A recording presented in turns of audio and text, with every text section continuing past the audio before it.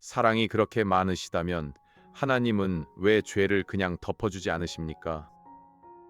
공의가 그렇게 완전하시다면 하나님은 왜 우리 같은 죄인을 용서하십니까? 이 두 질문은 사실 한 질문입니다. 그리고 기독교 신앙의 한가운데를 흐르는 가장 깊은 질문이기도 합니다. 많은 사람이 둘 중 하나만 골라 믿습니다. 사랑만 보고 공의를 지우거나 공의만 보고 사랑을 좁힙니다. 그러나 성경은 둘을 절반씩 섞어 놓은 책이 아닙니다. 한 분 하나님 안에서 두 본성이 어떻게 완전하게 만나는지를 보여주는 책입니다. 이 질문을 풀지 못하면 신앙생활 전체가 흔들립니다. 사랑만 강조하면 죄가 가벼워집니다. 공의만 강조하면 하나님이 무서운 분으로만 보입니다. 교회 안에 많은 갈등이 이 둘의 균형이 깨지면서 시작됩니다. 흔한 오해가 있습니다. 구약의 하나님은 화내시는 하나님이고 신약의 하나님은 자비로우신 하나님이라는 생각입니다. 이건 마치 같은 아버지를 두고 아침에는 무섭다, 저녁에는 다정하다고 따로 기억하는 자녀와 같습니다. 사실은 처음부터 끝까지 한 분이십니다. 출애굽기 34장 6절과 7절은 이 질문의 가장 정직한 본문입니다. 하나님은 모세 앞에서 자신을 이렇게 소개하십니다. 여호와로라 여호와로라 자비롭고 은혜로우며 노하기를 더디하고 인자와 진실이 많은 하나님이라. 사랑의 선언이 끝나기도 전에 같은 입에서 이어지는 말씀이 있습니다. 벌을 면제하지는 아니하고 아버지의 악행을 자손 3, 4대까지 보응하리라. 한 문장 안에 자비와 형벌이 같이 들어 있습니다. 시편 85편 10절은 이 신비를 시로 표현합니다. 인애와 진리가 같이 만나고 의와 화평이 서로 입맞추었으며, 입맞춤은 두 얼굴이 부딪히는 자리입니다. 시편 기자는 사랑과 공의가 서로 부딪혀 깨지는 게 아니라 입을 맞춘다고 말합니다. 공의를 이해하려면 먼저 거룩하심을 이해해야 합니다. 거룩이라는 단어는 구별되어 있다는 뜻입니다. 20세기 미국의 개혁주의 신학자 R.C. 스프로울이라는 분이 있습니다. 그는 거룩하신 하나님이라는 책에서 이렇게 말했습니다. 하나님의 거룩은 하나님의 어떤 한 속성이 아니라 모든 속성에 스며 있는 본성이라는 것입니다. 비유를 들면 이렇습니다. 갓바라 다림질한 흰 와이셔츠 위에 김치 국물 한 방울이 떨어졌다고 생각해 보십시오.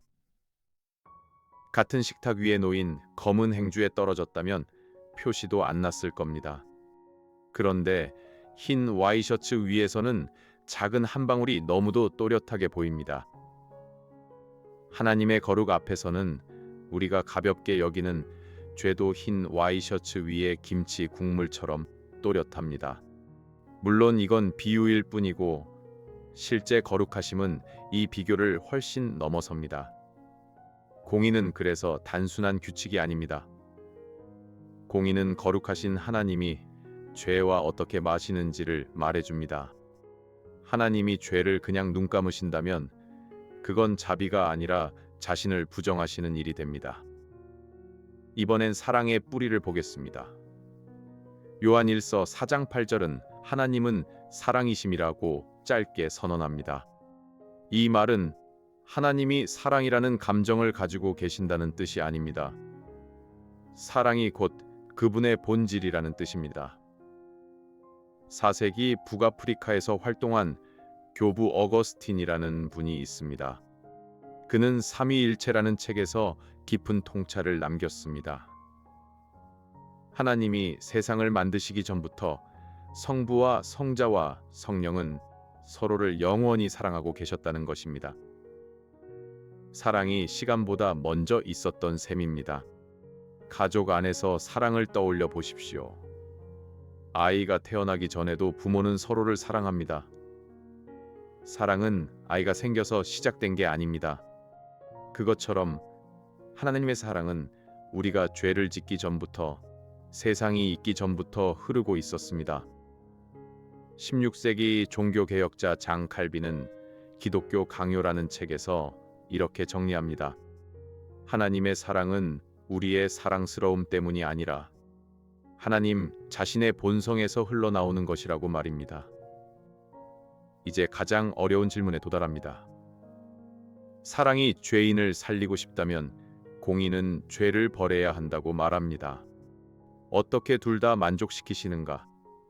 성경의 답은 단 한 자리입니다. 11세기 영국의 신학자 안셀무스라는 분이 있습니다. 그는 왜 하나님이 인간이 되셨는가라는 책에서 이렇게 물었습니다. 하나님은 그냥 용서만 하시면 안 되었는가? 왜 굳이 자기 아들을 보내 죽게 하셨는가? 안셀무스의 답은 단순합니다.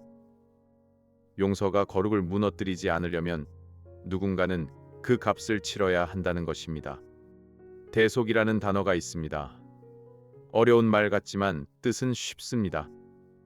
다른 사람 대신 빚을 갚아주는 일입니다. 시장에서 친구가 못 갚는 외상을 내 대신 계산해 주는 것과 비슷합니다.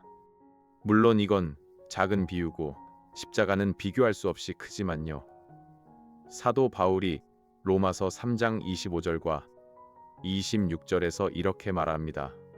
하나님께서 예수 그리스도를 화목 제물로 세우신 이유는 자기도 의로우시며 또한 예수 믿는 자를 의롭다 하시려 함이라. 이 한 구절에 답이 다 들어 있습니다. 하나님은 죄를 벌하셨습니다.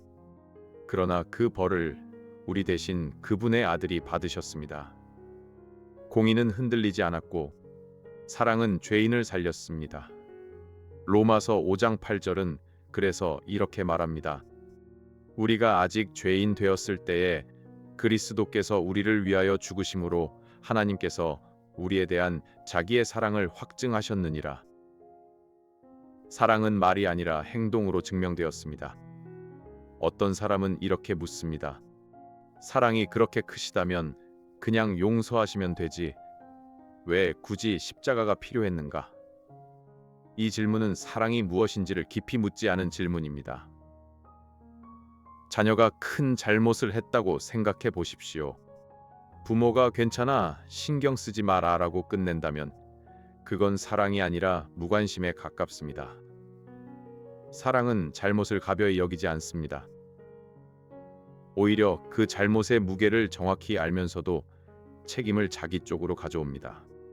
십자가가 바로 그 자리입니다. 자유주의 신학에서는 십자가를 단지 사랑의 모범으로만 봅니다.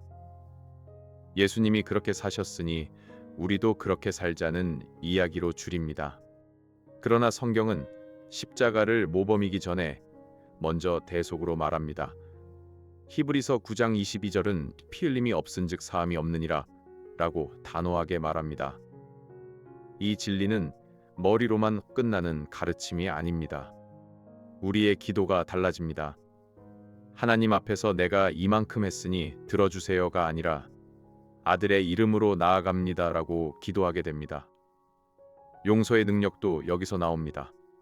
나를 아프게 한 사람을 용서한다는 건 그 빚을 그냥 지우는 게 아니라 내가 떠안는 일입니다. 그게 어떻게 가능하냐고 물으신다면 답은 한 가지입니다. 누군가 먼저 나의 빚을 떠안으셨기 때문입니다. 오늘 한 가지만 묵상해 보십시오. 사랑이라는 단어와 공이라는 단어 사이에 십자가를 그려 넣어 보십시오. 그 그림이 복음입니다. 다음 영상에서는 왜 하나님은 우리에게 자유의지를 주셨는가라는 질문을 다루겠습니다. 영상이 도움이 되셨다면 구독을 눌러주시면 감사하겠습니다. 이 영상은 보수적 개혁주의 신학의 입장에서 제작된 변증학적 콘텐츠이며 모든 신학적 견해를 대변하지 않습니다. 본인의 신앙 공동체 및 목회자와 함께 묵상